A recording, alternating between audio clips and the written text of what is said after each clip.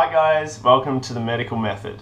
Okay, so I thought I would start with maybe 3 or 4 videos on the multiple mini interview sort of process, how I got in, because it's sort of fresh in my head and I think it's the thing that I'll probably most likely to forget straight away. Yeah. Okay, so where did I start? So I'll tell you how I went on the GAMSAT. So on my first GAMSAT, I got 77 with a higher science score, and my 2 humanities were sort of fairly, I think about a 70 level, but my science pulled me up. And then my second one, I got an 84. So I got 100 in science, which was pretty exciting for me. I really didn't expect that. And then I got 2, I think low 80s or high 70s for the other 2, for the writing and the humanities questions. So going from there, I got a 6.9 GPA. So basically, without being too arrogant, I was pretty sure that I was going to get an interview. This was in about May, or maybe after May. No, you didn't get it back then. I don't know. I think it was June. It was when you get your GAMSAT back. So I was in a position where I knew that I was going to get an interview, okay? Which I hope that a lot of you are in that position. Now, I had no idea how to prepare for the interview, whether I should prepare for the interview. I'd heard mixed reviews. Some people said it was the worst thing, some people said it was good. A good friend of mine who was a year ahead said that I have a similar personality to him, pretty easygoing, sort of good on thinking on my feet, and he sort of advised me, don't really bother preparing too much because you don't want to sound rehearsed. With that in mind, I sort of have a revised opinion that you should prepare in a generalized fashion. So you should prepare for the video questions, the who do you save question, the ethics questions, the why do you want to do medicine questions, but you shouldn't prepare for specific questions and heaps of them. Because yeah, you do want the fluidity and sort of calmness, but that being said, you're sort of under a time constraint and you want to be able to sort of have a basic, I guess, essay structure in your head as you go. So I got a really old textbook that was, I think it was Griffin University. Don't buy it, okay? It was filled with old stuff that was really not helpful at all. And it was really a waste of time. What I would recommend is going to Paging Doctor Forum. Let your phone. Okay. Go to Paging Doctor Forum. Look up multiple minute interview. Look up Melbourne University. Like just sort of troll through there, and I found heaps and heaps and heaps of posts, which if I get enough comments on this video, I will track down and post. And basically, it gives you an outset of the questions year by year. Kids go up there and post it straight after they have the interview. So a good example is I read through and I saw that they had a question about, obviously the first question, everyone expects it, but it was literally the first question for everyone was, why do you want to do medicine? How will you change your study habits? What do you think your best and your worst qualities are? That was it. Now I'll start there. This is probably, in my opinion, one of the hardest questions to answer well. And although you're going room to room, it still feels like you want to get off on a good start. And I watched this guy, Kevin Ahern, look up his YouTube videos. He's made 2 MMI videos that are awesome. But basically, you want to try and take the person you're talking to, whoever it is, and sell yourself to them. Now, I cannot stress this enough.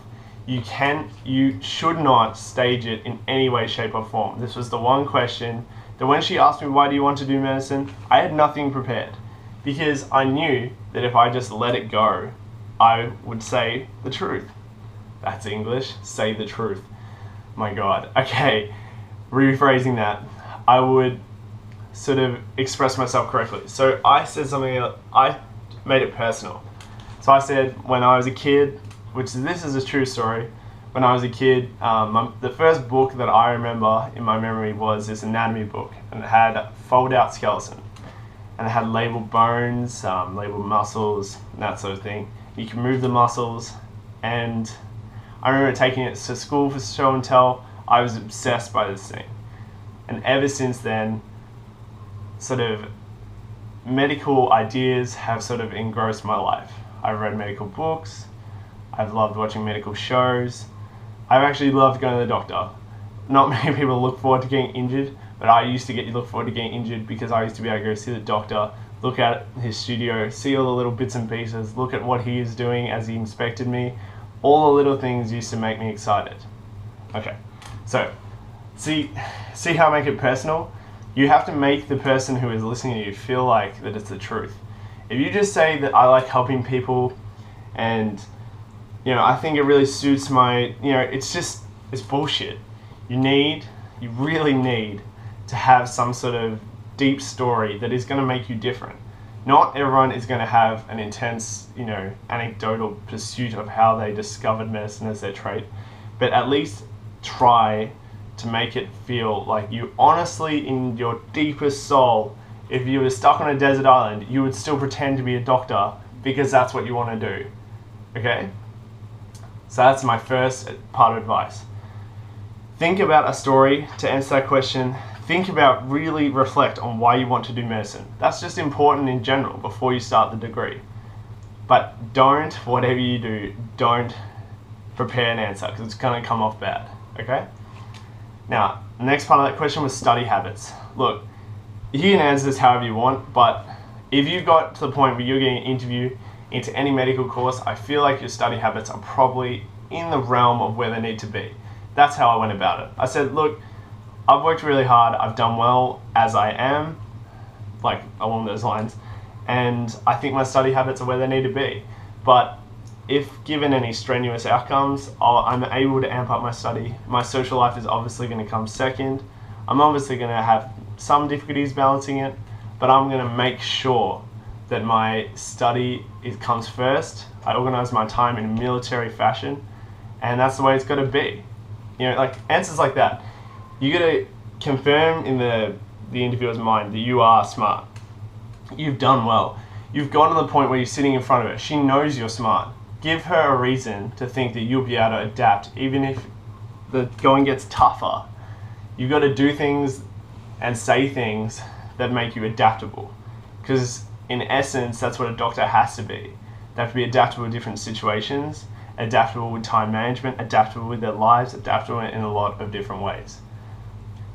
So that's how I go about that. Strengths and weaknesses is another video in itself, but sort of the key to that question is making your weaknesses a strength. Okay? Now, you'll probably hear this in other videos, but for example, I have too many hobbies, okay? I like making videos, as I'm doing now. I like playing guitar. I like brewing beer. I like doing way too many things. So when you think about that, if I just go up to an interviewer and say, what's your worst trait? I love doing too many things. I find myself scattered, and I don't know how I'll be able to concentrate and focus on medicine. And if you leave it there, she has to fill in what's going to happen when you get into medicine. She's going to start seeing images of you being scattered, you losing focus, you doing badly in your academia. Okay? So you don't want to leave it there. You want to say, look, I realize that I can be interested in a lot of things, but recently I've become more focused, specifically in my studies, ever since the end of year 10, year 11, when I was starting to get into the business end of my studies. I still enjoy my things in a short amount of time. I organize to do multiple things, keep my sort of horizons broadened, but I've now focused myself in my studies because at the end of the day, that's what's going to get me forward in life. That's what I enjoy, and that's what makes me happy. Okay, so something as simple as that sort of fills in the end of the story and sort of cements in her mind what kind of student you are. What else? Okay, this video is already about 10 minutes, so I'm going to cut it off there. In the next video, I'm going to explain how to answer ethics questions, how to answer sort of personal ethics questions, like what would you do if your friend is stealing from a shop, etc., and what to do about the medical field questions. Okay, thanks for watching.